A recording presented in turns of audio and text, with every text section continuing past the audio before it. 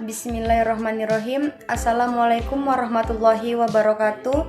Perkenalkan, nama saya Pasya Najwa Hasibuan dengan NIM 2622190, jurusan Bimbingan Konseling Fakultas Tarbiyah dan Ilmu Keguruan.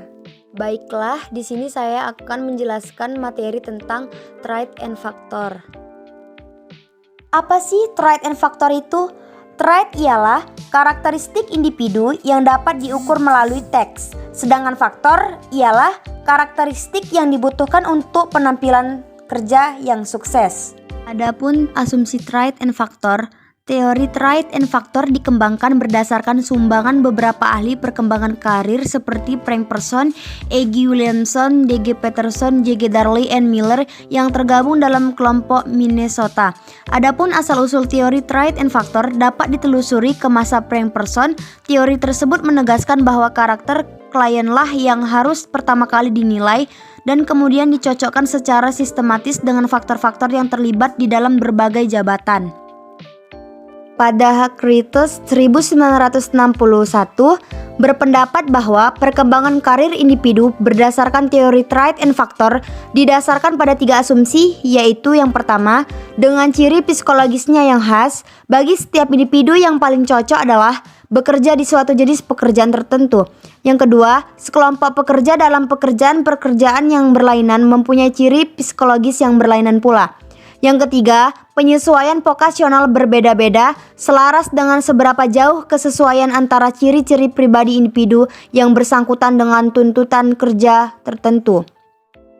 Adapun pada Manhiru pada tahun 1985 menjelaskan bahwa teori trait and factor termasuk ke dalam teori struktural. Teori trait and factor memandang individu sebagai optimalisasi kapasitas dan sifat-sifat lain yang dapat diukur dan dihubungkan dengan persyaratan program latihan atas dasar informasi yang diperoleh tentang perbedaan-perbedaan individu yang menduduki okupasi atau hubungan pilihan karir dan kepuasan. Teori trait and factor lebih deskriptif pengaruhnya terhadap pilihan karir daripada menjelaskan perkembangan karir. Bahwa seseorang dapat menemukan vokasional yang cocok baginya dengan mengorealisasikan kemampuan, potensi, dan wujud minat yang dimilikinya dengan kualitas-kualitas yang secara objektif dituntut bila akan memegang vokasional tertentu. Pandangan ini bagaimana individu membuat pilihan karir yang dapat dipertanggungjawabkan. Kemampuan dan minat karir individu ini dapat diketahui melalui testing.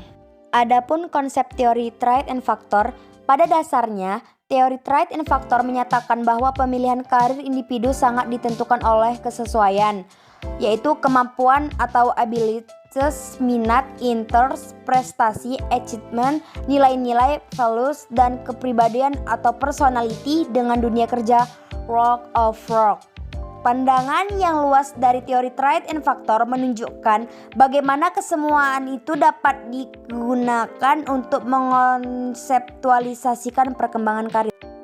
Adapun beberapa tahap teori trait and factor, yaitu tahap pertama, pilihan karir adalah manfaat dari pemahaman diri, sikap, minat, kemampuan, minat, ambisi, sumber daya, dan penyebabnya. Pada tahap ini, bakat, prestasi, minat, nilai, dan kepribadian untuk merefleksikan 5 tipe dari perkiraan yang muncul sebagai sesuatu yang penting pada konseling karir. Tahap kedua yaitu mendapatkan pengetahuan dari syarat dan kondisi kesuksesan, keuntungan dan ketidakuntungan, kompensasi, kesempatan dan prospek dalam jalur karir yang berbeda. Pada tahap ini didiskusikan bagaimana konselor dapat membantu konseli dalam mendapatkan pengetahuan ini. Adapun tahap ketiga yaitu menurut Person adalah bahwa sebuah pilihan yang diharapkan dibuat dengan alasan yang benar dan hubungan dua kelompok ini. Di sini pertimbangan integrasi informasi tentang diri dan dunia kerja memberikan fokus yang tidak dibatasi untuk penggunaan kemampuan-kemampuan kognitif tetapi juga refleksi kemampuan diri. Sekian materi yang bisa saya sampaikan, kurang lebihnya mohon maaf. Thank you for watching.